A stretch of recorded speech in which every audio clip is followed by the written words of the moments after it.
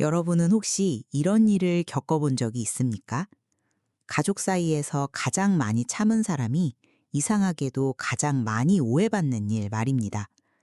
화를 내지 않았는데 약하다고 여겨지고, 맞서 싸우지 않았는데 잘못을 인정한 것처럼 보이고, 대꾸하지 않았는데 마음이 없는 사람처럼 취급받는 일 말입니다. 그래서 어느 순간 마음속에서 이런 소리가 올라옵니다. 나도 한마디 해야 하지 않을까? 나도 똑같이 상처를 줘야 저 사람이 내 아픔을 알지 않을까? 그런데 참으로 이상하지요. 우리는 이기려고 말을 꺼냈는데 말이 끝나고 나면 마음은 더 어지러워집니다. 상대를 이겼다고 생각했는데 밤이 되면 가슴 한쪽이 더 무거워집니다. 가족 안에서의 다툼은 밖에서의 다툼과 조금 다릅니다. 길에서 모르는 사람과 다투면 돌아서면 끝날 수도 있습니다. 그러나 가족과의 말다툼은 밥상 위에 남고 방문 닫는 소리에 남고 명절의 침묵 속에 남고 오래된 사진을 볼 때 다시 마음을 찌릅니다. 법구경에 이런 가르침이 전해집니다. 원한은 원한으로 그치지 않고 원한을 내려놓을 때 비로소 그친다는 뜻의 말씀입니다. 오늘 우리가 함께 바라볼 법구경 제5구의 정신은 바로 여기에 있습니다. 누군가 나에게 날카로운 말을 던졌을 때 똑같이 날카로운 말로 돌려주는 것은 순간에 속을 시원하게 할 수는 있습니다. 그러나 그것은 불씨 위에 다시 마른 나뭇가지를 올리는 것과 같습니다. 불이 꺼진 것이 아니라 잠시 더 크게 타오를 준비를 하는 것입니다. 많은 분들이 여기서 오해합니다. 그럼 아무 말도 하지 말고 당하고만 살라는 뜻입니까? 아닙니다. 불교에서 말하는 참음은 자신을 짓밟도록 내버려 두는 것이 아닙니다. 또 자비는 모든 부당함을 묵묵히 견디라는 뜻도 아닙니다. 진짜 지혜로운 참음은 내 마음이 분노에게 끌려가지 않도록 잠시 멈추는 힘입니다. 내가 할 말을 하지 않는 것이 아니라 상처 입은 마음이 칼이 되어 튀어나가지 않도록 먼저 알아차리는 것입니다. 가족 안에서 우리는 자주 이렇게 말합니다. 네가 먼저 그랬잖아. 당신이 나를 이렇게 만들었잖아. 내가 지금 화내는 건 다 이유가 있어. 물론 이유가 있을 수 있습니다. 억울함도 있을 수 있고 오래 참아온 아픔도 있을 수 있습니다. 그러나 부처님의 가르침은 우리에게 아주 조용히 묻습니다. 그 이유가 있다 하여 너의 마음까지 불태워도 괜찮으냐? 상대가 던진 불씨를 왜 내 손으로 내 집안에 퍼뜨리려 하느냐? 가정이라는 곳은 참 묘합니다. 가장 따뜻해야 할 곳인데 가장 깊은 상처가 생기기도 합니다. 부모와 자식 사이에서, 부부 사이에서, 형제자매 사이에서 우리는 사랑을 말하지만 그 사랑 안에는 때로 기대가 섞이고 서운함이 섞이고 인정받고 싶은 마음이 섞입니다. 그래서 작은 말 한마디가 오래된 상처를 건드리고 어제의 다툼이 사실은 10년 전부터 쌓인 눈물과 연결되기도 합니다. 오늘 우리는 세 가지 이야기를 함께 들어보려 합니다. 첫 번째 이야기는 불교 전통에서 전해지는 분노를 멈춘 사람의 마음에 관한 이야기입니다.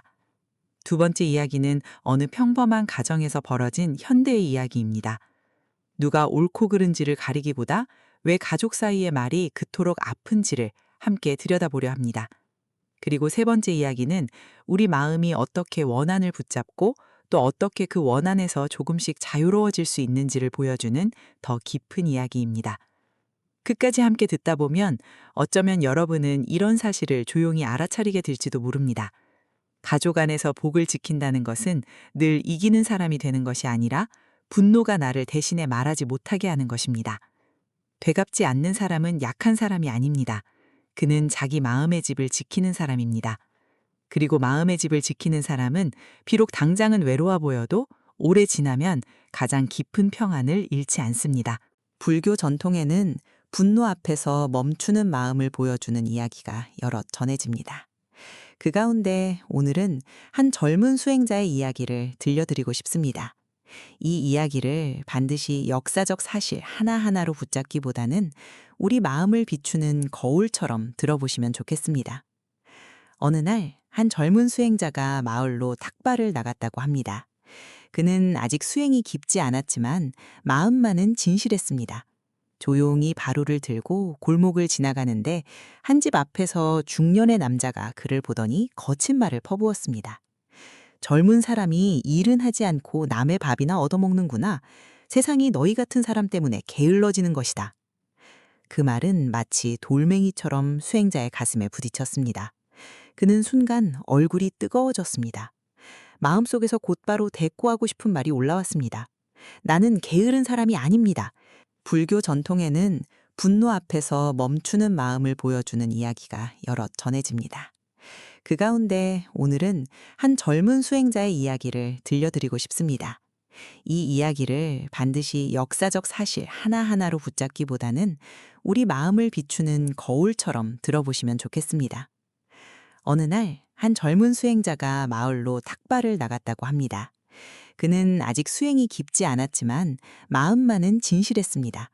조용히 바로를 들고 골목을 지나가는데 한 집 앞에서 중년의 남자가 그를 보더니 거친 말을 퍼부었습니다. 젊은 사람이 일은 하지 않고 남의 밥이나 얻어먹는구나. 세상이 너희 같은 사람 때문에 게을러지는 것이다. 그 말은 마치 돌멩이처럼 수행자의 가슴에 부딪혔습니다.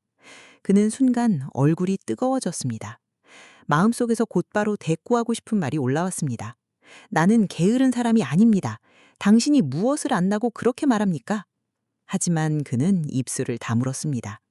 다만 고개를 숙이고 그 자리를 지나갔습니다. 겉으로 보기에는 그가 참은 것처럼 보였습니다. 그러나 절로 돌아가는 길에 그의 마음은 전혀 고요하지 않았습니다. 발은 조용히 걷고 있었지만 마음속에서는 이미 수십 번이나 그 남자와 싸우고 있었습니다. 그때 내가 이렇게 말했어야 했는데 저 사람은 나를 모욕했다. 나는 왜 아무 말도 못했을까? 그는 돌아와 앉았지만 눈앞에는 계속 그 남자의 얼굴이 떠올랐습니다. 한 번 들은 말이 마음 안에서 100번 반복되고 있었습니다. 그 모습을 본 스승이 조용히 물었습니다. 오늘 무슨 일이 있었느냐? 젊은 수행자는 부끄러워하며 말했습니다. 스승님, 저는 말로는 싸우지 않았습니다. 하지만 마음속에서는 계속 싸웠습니다. 저는 참은 것입니까? 아니면 진 것입니까? 스승은 잠시 침묵하다가 이렇게 말했다고 전해집니다. 누군가 너에게 선물을 주었는데 네가 받지 않으면 그 선물은 누구에게 남겠느냐? 수행자가 대답했습니다. 준 사람에게 남습니다. 그러자 스승은 다시 말했습니다. 비난도 그러하다. 상대가 화를 던졌을 때 네가 그것을 받아 마음속에 보관하면 그것은 너의 짐이 된다. 그러나 그것을 알아차리고 받지 않으면 그 화는 너를 완전히 소유하지 못한다. 여러분, 이 이야기는 우리에게 무조건 침묵하라고 말하지 않습니다. 부당한 일을 만나도 아무 말 하지 말라는 뜻이 아닙니다. 다만 먼저 보라는 것입니다. 지금 내가 하려는 말이 지혜에서 나오는지 상처 입은 자존심에서 나오는지, 지금 내가 상대에게 진실을 전하려는 것인지 아니면 상대도 나만큼 아프게 만들고 싶은 것인지, 가족 사이의 다툼에서는 이 차이가 아주 중요합니다. 부모님이 무심코 던진 말 한마디, 배우자의 차가운 표정, 형제의 비교하는 말, 자녀의 무례한 대답이 우리의 마음을 찌를 때가 있습니다. 그 순간 마음은 곧장 복수의 말을 찾습니다. 나도 똑같이 해줘야겠다. 그래야 저 사람이 알겠지. 하지만 그때 우리가 던지는 말은 상대만 찌르는 것이 아니라 대개 우리 자신도 함께 찌릅니다. 법구경 제5구의 정신은 바로 여기서 빛납니다. 원한은 원한으로 멈추지 않습니다. 네가 나를 아프게 했으니 나도 너를 아프게 하겠다는 마음은 잠깐 힘이 있는 것처럼 보이지만 사실은 고통의 바퀴를 한 번 더 굴리는 일입니다. 내가 받은 상처를 다시 누군가에게 넘기는 순간 그 상처는 사라지는 것이 아니라 집안의 공기처럼 퍼져갑니다. 어떤 사람은 말합니다. 그럼 나는 계속 억울하게 살아야 합니까? 아닙니다. 지혜로운 사람은 억울함을 숨기지 않습니다. 다만 억울함이 분노의 언어로 변하기 전에 먼저 자기 마음을 살핍니다. 필요하다면 분명히 말합니다. 그 말은 제게 상처가 되었습니다. 저는 그런 방식의 대화는 받아들이기 어렵습니다. 잠시 시간을 두고 다시 이야기하고 싶습니다. 이것은 보복이 아닙니다. 이것은 마음을 지키는 말입니다. 젊은 수행자는 그날 이후 비난을 듣지 않는 사람이 된 것이 아니었습니다. 다만 비난이 마음 안에 들어와 주인이 되기 전에 알아차리는 연습을 시작했습니다. 그리고 이것이 수행의 시작입니다. 남이 나를 어떻게 대하느냐를 완전히 막을 수는 없지만 그 말이 내 마음을 얼마나 오래 지배하게 둘 것인지는 조금씩 연습할 수 있습니다.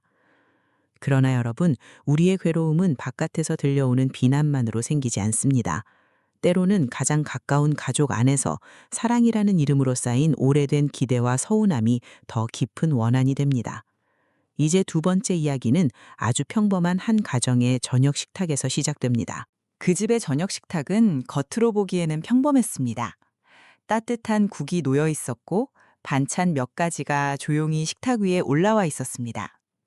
아버지는 텔레비전 소리를 낮춘 채 앉아 있었고 어머니는 마지막으로 김치를 꺼내며 아무렇지 않은 얼굴을 하고 있었습니다. 38살의 딸 지연은 퇴근 후 지친 몸으로 그 자리에 앉았습니다. 회사에서는 하루 종일 웃고 고객 앞에서는 괜찮은 척하고 상사 앞에서는 실수하지 않으려 애썼지만 집에 오면 조금은 숨을 쉴 수 있을 줄 알았습니다. 그런데 숟가락을 들기도 전에 어머니가 말했습니다. 너는 언제까지 그렇게 혼자 살 거니?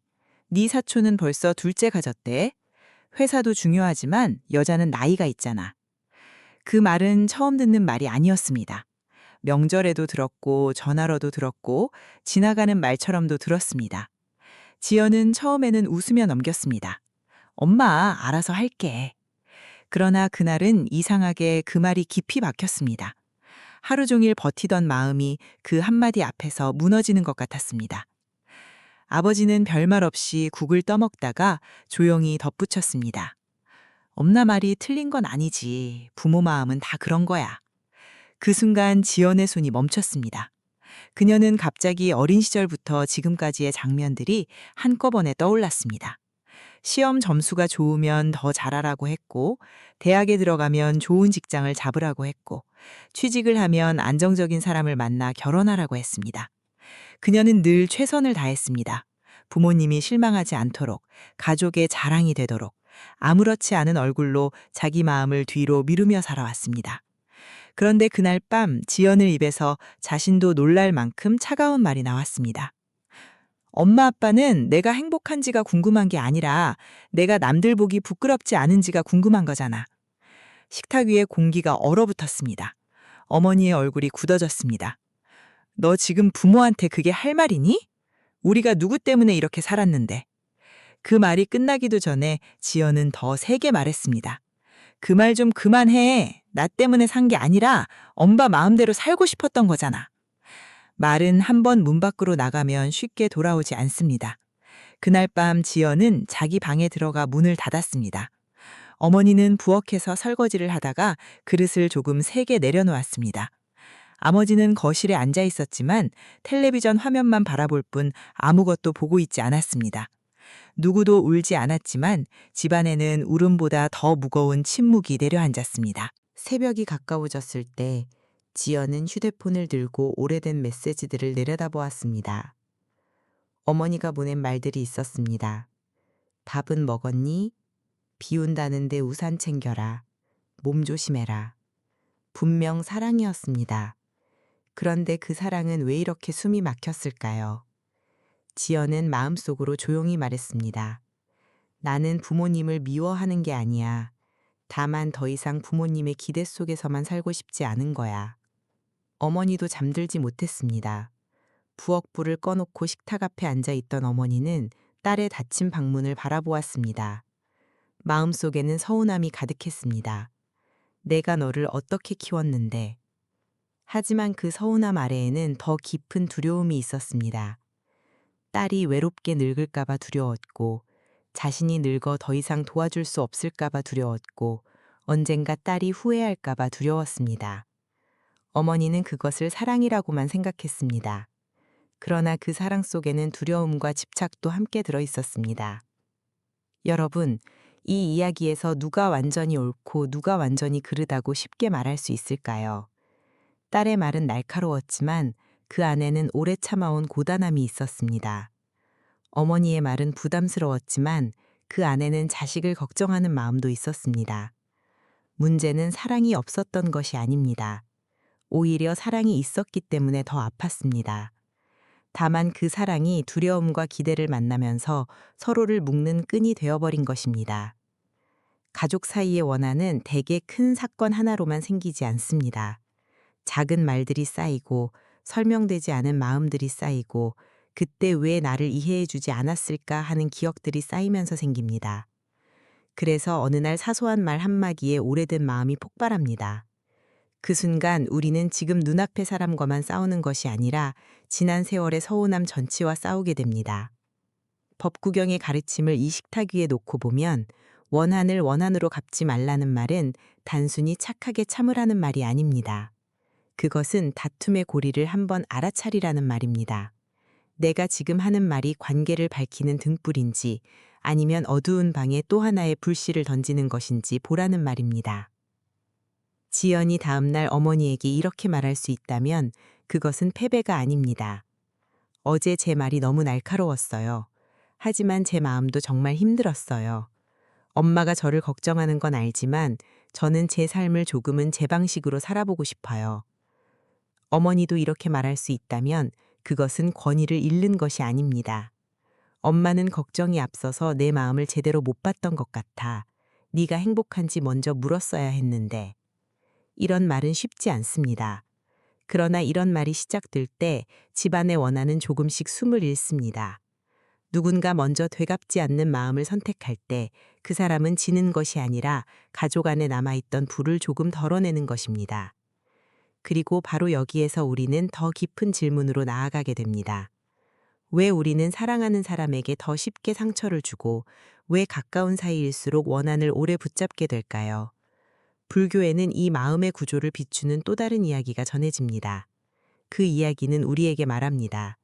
상처를 없애는 첫걸음은 상대를 이기는 것이 아니라 내 마음이 어떤 독화살을 붙잡고 있는지 알아차리는 것이라고. 불교 전통에는 도가살에 관한 비유가 자주 이야기됩니다.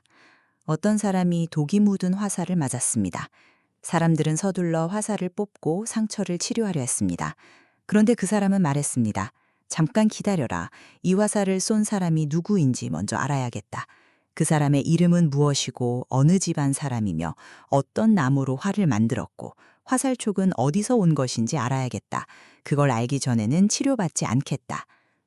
여러분, 이 이야기를 들으면 우리는 금방 압니다. 그 사람은 너무 위험한 선택을 하고 있습니다. 지금 가장 먼저 해야 할 일은 화살을 뽑고 독이 퍼지지 않게 하는 것입니다. 물론 누가 화살을 쏘았는지, 왜 그랬는지, 다시 그런 일이 생기지 않도록 어떻게 해야 하는지도 중요합니다. 그러나 독이 몸 안에 퍼지고 있는데 이유만 붙잡고 있으면 생명을 잃을 수 있습니다. 이 비유는 가족의 다툼에도 깊이 닿아 있습니다. 부모의 말 한마디, 배우자의 차가운 침묵, 자식의 무심한 태도, 형제의 비교와 비난이 마음에 꽂히면 우리는 그 순간부터 끝없이 묻습니다. 왜 저 사람은 나한테 그렇게 말했을까? 어떻게 가족이 나에게 그럴 수 있을까? 내가 뭘 그렇게 잘못했을까? 저 사람은 왜 한 번도 사과하지 않을까? 이 질문들이 모두 틀린 것은 아닙니다. 때로는 반드시 물어야 할 질문도 있습니다. 그러나 그 질문들이 마음을 치료하는 대신 상처를 계속 찌르고 있다면 우리는 지금 도가살을 손으로 움켜쥐고 있는지도 모릅니다. 가족 사이에서 원한이 오래가는 이유는 단순히 그 말이 아팠기 때문만은 아닙니다. 그 말에 우리가 부여한 의미가 너무 깊기 때문입니다. 어머니가 무심코 던진 "너는 왜 그렇게 사니?" 라는 말이 어떤 사람에게는 "나는 평생 인정받지 못하는 사람이구나"로 들립니다. 배우자의 "나중에 이야기하자"라는 말이 어떤 사람에게는 "나는 더 이상 사랑받지 못하는구나"로 들립니다. 자녀의 "제발 간섭하지 마세요"라는 말이 어떤 부모에게는 "내가 바친 세월은 아무 의미 없었구나"로 들립니다. 실제로 상대가 그렇게까지 말하려 했는지는 알 수 없지만 마음의 상처는 그 말을 자기 방식으로 해석하며 더 깊은 독을 만들어냅니다. 도가살의 비유가 우리에게 가르치는 것은 차갑게 잊어버리라는 뜻이 아닙니다. 그냥 넘어가라는 말도 아닙니다. 오히려 먼저 나를 살피라는 말입니다. 지금 내 마음 안에서 무엇이 퍼지고 있는지 보라는 것입니다. 분노인지, 수치심인지, 버림받을까 하는 두려움인지, 인정받고 싶었던 오래된 갈망인지, 아니면 사랑받고 싶었지만 말하지 못했던 외로움인지 조용히 바라보라는 것입니다. 원한으로 되갚는 사람은 대개 자신이 강해졌다고 느낍니다. 이제 나도 당하고만 있지 않아. 그러나 그 순간 마음은 더 자유로워졌을까요? 아니면 그 사람의 말과 행동에 더 깊이 묶였을까요? 내가 상대를 미워하는 동안 상대는 내 마음 속에서 너무 큰 자리를 차지합니다.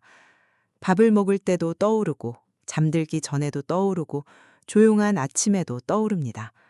그러면 겉으로는 상대를 밀어낸 것 같지만 마음속에서는 그 사람을 계속 붙들고 사는 것입니다. 그래서 법구경 제5구의 가르침은 매우 현실적입니다. 원한은 원한으로 그치지 않습니다.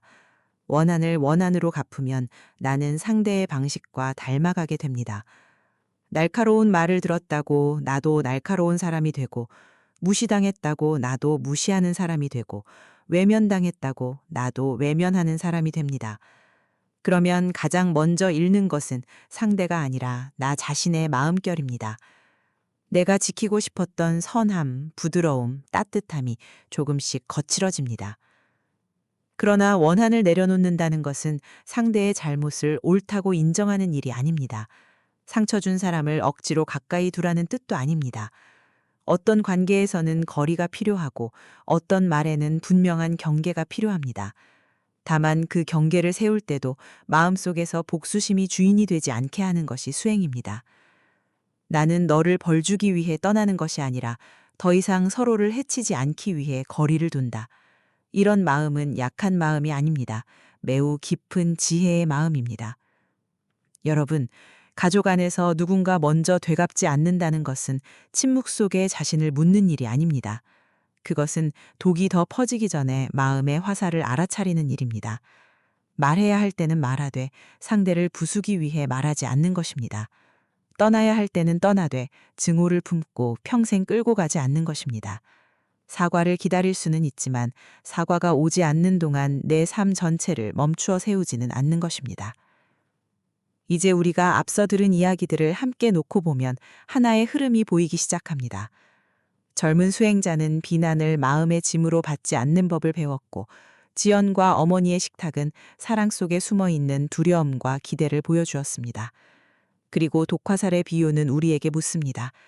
지금 너는 상처를 치료하고 있느냐, 아니면 상처를 준 사람만 생각하느라 독이 퍼지게 두고 있느냐? 이 질문 앞에서 우리는 다음 단계로 나아갈 수 있습니다.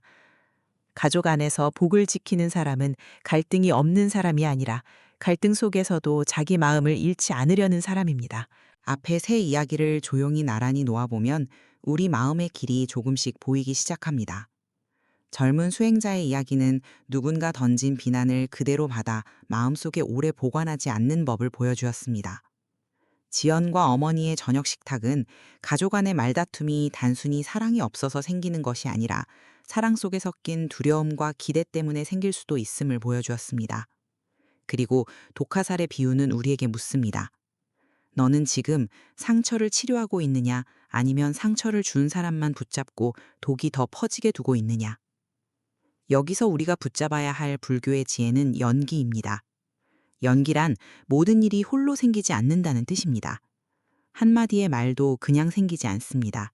그 말 뒤에는 그 사람의 습관이 있고, 두려움이 있고, 살아온 방식이 있고, 표현하지 못한 상처가 있습니다. 물론 그렇다고 해서 상처 주는 말이 정당화되는 것은 아닙니다. 누군가의 거친 말이 그 사람의 아픔에서 나왔다고 해서 우리가 계속 그 말을 견뎌야 한다는 뜻도 아닙니다. 다만 우리가 이 사실을 볼 때 마음은 조금 덜 단단해집니다.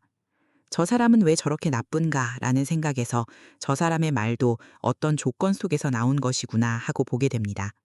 이 작은 차이가 원한의 불을 조금 낮춥니다. 가족 사이의 다툼에서 우리는 자주 너 때문에 라는 말에 갇힙니다. 당신 때문에 내 인생이 힘들어졌어. 부모님 때문에 나는 늘 눈치를 봤어. 자식 때문에 내 마음이 하루도 편할 날이 없어. 이 말 속에는 분명 실제 아픔이 있습니다. 오래된 서운함도 있고 말로 다하지 못한 외로움도 있습니다. 그러나 이 말에만 오래 머물면 내 마음의 운전대를 전부 상대에게 넘겨주게 됩니다. 상대가 사과해야 내가 편해지고, 상대가 바뀌어야 내가 숨을 쉬고, 상대가 인정해야 내가 살아갈 수 있다고 믿게 됩니다. 그러면 내 평화는 늘 다른 사람의 입술 끝에 매달리게 됩니다. 불교는 우리에게 상대의 책임을 없애라고 말하지 않습니다. 잘못한 일을 그냥 덮으라고 하지도 않습니다. 다만 내 마음을 상대의 행동에 완전히 맡기지 말라고 가르칩니다. 이것이 가족 안에서 복을 지키는 첫걸음입니다. 복이란 꼭 눈에 보이는 행운만을 말하는 것이 아닙니다. 내 마음의 선함을 지키는 힘, 관계가 흔들려도 나를 잃지 않는 힘, 분노가 올라와도 그 분노를 그대로 행동으로 만들지 않는 힘, 이것도 큰 복입니다. 그런 복은 밖에서 누가 가져다 주는 것이 아니라 우리가 매 순간 마음을 어떻게 쓰느냐에 따라 조금씩 자라납니다. 그래서 실천은 아주 작은 곳에서 시작됩니다. 누군가의 말에 마음이 뜨거워질 때 곧바로 대답하지 않고 한 호흡만 멈춰보십시오. 그 한 호흡은 도망이 아닙니다. 그 한 호흡은 내 마음의 문 앞에 서서 분노가 신발도 벗지 않고 뛰어들어오지 못하게 하는 시간입니다. 속으로 조용히 물어보는 것입니다. 지금 내가 하려는 말은 관계를 살리는 말이나 아니면 상대를 아프게 해서 내 아픔을 증명하려는 말인가? 배우자에게 긴 메시지를 보내고 싶을 때가 있습니다. 그동안 서운했던 일을 모두 적고 상대가 미안해할 때까지 몰아붙이고 싶은 밤이 있습니다. 휴대폰 화면은 밝고 방은 조용한데 마음속에서는 수많은 문장이 불처럼 타오릅니다. 그때 잠시 휴대폰을 내려놓고 물어보십시오. 나는 지금 이해받고 싶은가? 아니면 상대가 죄책감을 느끼길 원하는가? 두 마음은 비슷해 보이지만 다릅니다. 이해받고 싶은 마음은 대화를 찾지만 죄책감을 주고 싶은 마음은 상대를 무릎 꿇리려 합니다. 대화는 문을 열지만 보복은 문에 또 다른 자물쇠를 겁니다. 부모님과 이야기할 때도 마찬가지입니다. 나는 부모님을 걱정해서 그래 라고 말할 때 그 걱정 안에 정말 사랑만 있는지 살펴볼 필요가 있습니다. 혹시 내 뜻대로 움직여주지 않는 부모님을 보며 불안해하는 마음은 없는지, 언젠가 후회할까봐 두려운 마음은 없는지, 내가 좋은 배우자에게 긴 메시지를 보내고 싶을 때가 있습니다. 그동안 서운했던 일을 모두 적고 상대가 미안해할 때까지 몰아붙이고 싶은 밤이 있습니다. 휴대폰 화면은 밝고 방은 조용한데 마음속에서는 수많은 문장이 불처럼 타오릅니다. 그때 잠시 휴대폰을 내려놓고 물어보십시오. 나는 지금 이해받고 싶은가? 아니면 상대가 죄책감을 느끼길 원하는가? 두 마음은 비슷해 보이지만 다릅니다. 이해받고 싶은 마음은 대화를 찾지만 죄책감을 주고 싶은 마음은 상대를 무릎 꿇리려 합니다. 대화는 문을 열지만 보복은 문에 또 다른 자물쇠를 겁니다. 부모님과 이야기할 때도 마찬가지입니다. 나는 부모님을 걱정해서 그래 라고 말할 때 그 걱정 안에 정말 사랑만 있는지 살펴볼 필요가 있습니다. 혹시 내 뜻대로 움직여주지 않는 부모님을 보며 불안해하는 마음은 없는지, 언젠가 후회할까봐 두려운 마음은 없는지, 내가 좋은 자식이라는 확인을 받고 싶은 마음은 없는지 바라보는 것입니다. 이런 마음을 본다고 해서 사랑이 작아지는 것이 아닙니다. 오히려 사랑이 더 맑아집니다. 사랑이 맑아지면 말투가 달라집니다. 왜 그렇게 하세요? 라는 말 대신 저는 걱정이 됩니다. 하지만 부모님의 마음도 듣고 싶습니다. 라고 말할 수 있습니다.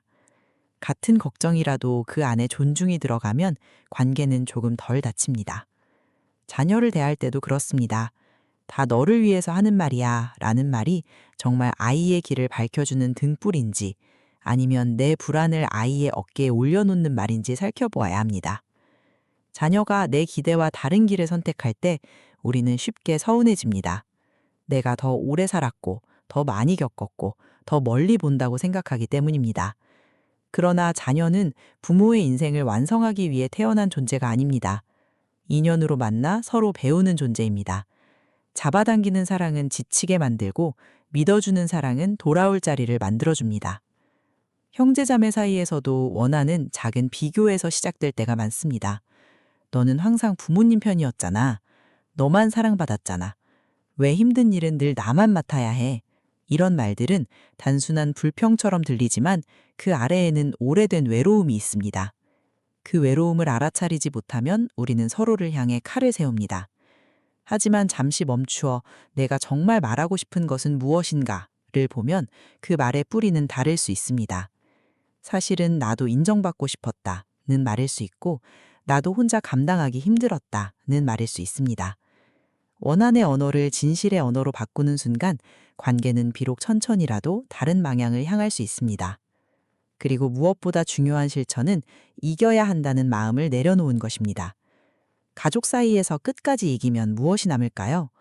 말싸움에서 이겼는데 식탁은 차가워지고, 논리로 이겼는데 마음은 멀어지고, 상대의 약점을 찔러 조용하게 만들었는데 내 안에 따뜻함이 조금 사라졌다면 그것이 정말 승리일까요? 법구경의 가르침은 우리에게 말합니다. 원한의 싸움에서 진짜 이기는 길은 상대를 꺾는 것이 아니라 원한이 나를 꺾지 못하게 하는 것입니다. 오늘부터 아주 작게 연습해도 됩니다. 말이 올라올 때 한 박자 늦추고, 서운함이 올라올 때 바로 공격하지 않고, 필요하면 단호하게 말하되 모욕하지 않는 것입니다. 거리를 둘 때도 저주하지 않는 것입니다. 나는 이 관계를 소중히 여기지만 이런 방식의 대화는 받아들이기 어렵습니다. 나는 당신을 미워하고 싶지 않아서 잠시 멈추려 합니다. 지금은 서로의 말이 상처가 될 것 같으니 조금 뒤에 다시 이야기하고 싶습니다. 이런 말은 약한 말이 아닙니다. 마음을 지키는 말입니다. 물론 현실의 가족 문제는 한두 번의 좋은 말로 모두 풀리지 않을 수 있습니다. 어떤 관계는 긴 시간이 필요하고 어떤 관계는 분명한 거리와 도움이 필요합니다. 반복되는 모욕, 위협, 폭력 앞에서 무조건 참는 것은 지혜가 아닙니다. 그럴 때는 자신을 보호하고 믿을 수 있는 사람이나 전문적인 도움을 찾는 것도 필요합니다. 불교의 자비는 자기 자신을 버리는 것이 아닙니다. 나를 해치지 않는 것도 자비입니다. 나를 지키는 것도 수행입니다. 그렇게 조금씩 연습하다 보면 되갚지 않는다는 것이 억울하게 참는 일이 아니라는 것을 알게 됩니다. 그것은 내 안의 복을 지키는 일입니다. 내가 받은 상처를 다음 사람에게 넘기지 않는 일입니다. 집안에 들어온 불씨를 더 키우지 않고 조용히 꺼내놓는 일입니다. 그리고 그때 사랑은 사라지지 않습니다. 다만 사랑 안에 섞여 있던 분노와 두려움이 조금씩 가라앉습니다. 내려놓음은 사랑을 사라지게 하는 것이 아닙니다. 그것은 사랑을 조금 더 가볍게, 덜 요구하게, 서로를 덜 아프게 만드는 길입니다. 오늘 우리는 한 가지 질문을 따라 여기까지 걸어왔습니다. 가족 안에서 상처를 받았을 때 왜 되갚지 않는 사람이 오히려 복을 지키는 사람인가? 처음에는 이 말이 조금 낯설게 들릴 수 있습니다. 마음속에서는 억울함이 올라오는데 누군가 나를 찌른 말이 아직도 생생한데 어떻게 되갚지 않는 것이 복이 될 수 있느냐고 묻고 싶어질 수 있습니다. 그러나 법구경 제5구의 정신은 우리에게 아주 조용히 말합니다. 원한은 원한으로 멈추지 않고 원한을 내려놓을 때 비로소 멈춘다고 말입니다. 첫 번째 이야기에서 우리는 젊은 수행자를 만났습니다. 그는 마을에서 모욕적인 말을 들었지만 그 말을 곧바로 돌려주지 않았습니다. 그러나 중요한 것은 입으로 싸우지 않았다는 사실만이 아니었습니다. 절로 돌아온 뒤에도 그의 마음은 계속 싸우고 있었습니다. 그때 스승은 말했습니다. 누군가 선물을 주었는데 받지 않으면 그 선물은 준 사람에게 남는다고. 비난도 분노도 모욕도 우리가 마음 깊이 받아 오래 품고 있으면 우리의 짐이 됩니다. 그러나 그것을 알아차리고 내려놓기 시작하면 그 말은 더 이상 우리 마음의 주인이 되지 못합니다.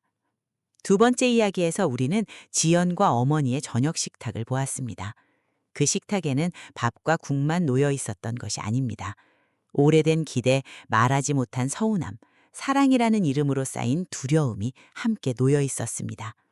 딸은 부모의 기대 속에서 지쳐 있었고 어머니는 딸이 외롭게 살까봐 두려웠습니다. 둘 다 사랑이 없었던 것은 아니었습니다. 다만 사랑이 두려움과 섞이자 서로를 살리는 힘이 아니라 서로를 묶는 줄이 되어버렸습니다. 그래서 가족 간의 다툼은 단순히 누가 맞고 누가 틀렸는지를 가르는 것으로는 풀리지 않습니다. 그 말 뒤에 숨어 있는 두려움과 외로움을 볼 때 비로소 원한의 불씨가 조금 약해집니다. 세 번째 이야기에서 우리는 독화살의 비유를 들었습니다. 화살을 맞은 사람이 가장 먼저 해야 할 일은 누구를 원망할지 정하는 것이 아니라 독이 더 퍼지지 않게 상처를 돌보는 것입니다. 우리 마음도 그렇습니다. 누가 나를 아프게 했는지, 왜 그런 말을 했는지, 왜 사과하지 않는지 묻는 일도 때로는 필요합니다. 그러나 그 질문이 내 삶 전체를 멈추게 하고 밤마다 마음을 찌르고 내가 사랑하던 따뜻함마저 거칠게 만든다면 우리는 상처를 치료하는 것이 아니라 독화살을 붙잡고 있는지도 모릅니다. 여러분, 되갚지 않는다는 것은 아무 말도 하지 않는다는 뜻이 아닙니다. 부당한 일을 참고만 살라는 뜻도 아닙니다. 진정한 자비는 자기 자신을 버리는 것이 아닙니다. 지혜로운 사람은 필요할 때 경계를 세웁니다. 상처 주는 말에는 그 말은 제게 아픕니다 라고 말할 수 있고, 반복되는 모욕 앞에서는 이런 방식의 대화는 어렵습니다 라고 물러설 수 있습니다. 다만 그 말을 할 때 상대를 무너뜨리기 위해 말하지 않는 것입니다. 내 상처를 증명하기 위해 더 큰 상처를 만들지 않는 것입니다. 가족 사이에서 우리는 종종 이기고 싶어집니다. 오래 참아온 마음이 있기 때문입니다. 이번에는 내가 말해야겠다. 이번에는 내가 이겨야겠다. 이번에는 저 사람도 내가 얼마나 아팠는지 알아야 한다. 그러나 말싸움에서 이겼는데 마음이 더 멀어지고, 상대를 침묵시켰는데 내 안에 평안이 사라지고, 논리로는 이겼지만 밤에 혼자 있을 때 더 외로워진다면 그것은 정말 이긴 것일까요? 불교의 지혜는 우리에게 다른 승리를 보여줍니다. 상대를 꺾는 승리가 아니라 분노가 나를 꺾지 못하게 하는 승리입니다. 가정 안에서 복을 지킨다는 것은 늘 웃고만 사는 것이 아닙니다. 모든 것을 이해해주는 사람이 되는 것도 아닙니다. 그것은 마음속에 들어온 불씨를 더 키우지 않는 것입니다. 내가 받은 상처를 다음 사람에게 넘기지 않는 것입니다. 부모에게 받은 말을 자식에게 그대로 던지지 않고, 배우자에게 받은 냉대를 더 차가운 말로 되돌려주지 않고, 형제에게 받은 비교의 상처를 또 다른 비교로 갚지 않는 것입니다. 이것은 결코 쉬운 길이 아닙니다. 그러나 이 길을 걷는 사람은 자기 마음의 집을 지키는 사람입니다.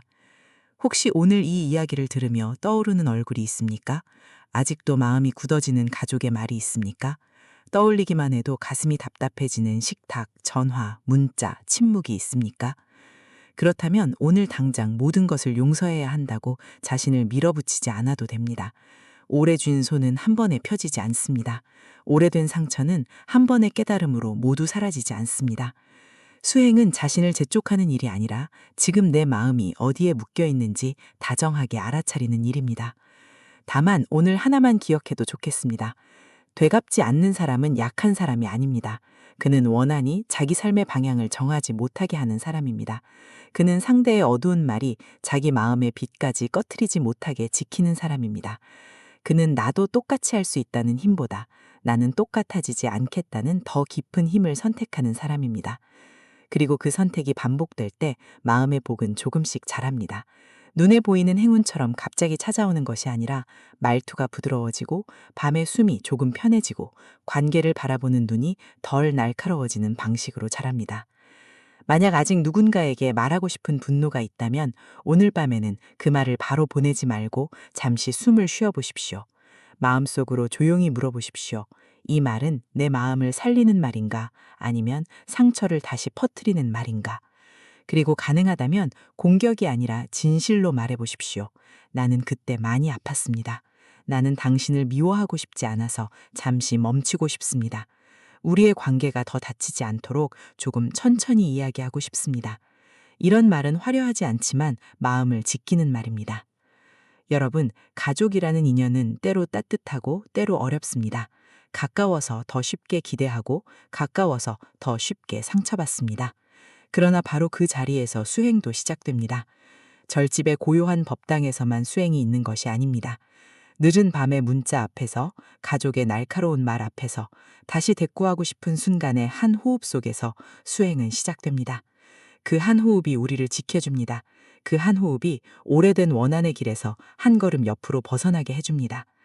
오늘의 이야기가 여러분의 마음을 조금이라도 조용하게 해주었다면 잠시 스스로에게 말해주십시오. 나는 내 마음을 해치지 않는 길을 배워가는 중이다. 아직 완전하지 않아도 괜찮습니다. 아직 화가 나도 괜찮습니다. 아직 눈물이 남아있어도 괜찮습니다. 중요한 것은 원한을 붙잡고 있다는 사실을 알아차린 순간 우리는 이미 원한과 완전히 하나가 아니게 된다는 것입니다. 그 알아차림이 작은 자유의 시작입니다. 이 법문이 마음에 닿았다면 댓글로 조용히 나누어 주셔도 좋습니다. 지금 여러분의 마음이 내려놓고 싶은 원한은 무엇인지, 또는 오늘부터 지키고 싶은 평화는 무엇인지 적어보셔도 좋습니다. 이 이야기가 필요한 사람이 떠오른다면 그분에게 전해주셔도 좋습니다. 그리고 앞으로도 이런 따뜻한 불교의 지혜를 함께 듣고 싶으시다면 좋아요와 구독, 알림 설정으로 함께 해주십시오. 여러분의 가정의 모든 문제가 당장 사라지지는 않더라도 여러분의 마음만은 오늘보다 조금 덜 다치고 조금 더 부드럽고 조금 더 평안해지기를 바랍니다.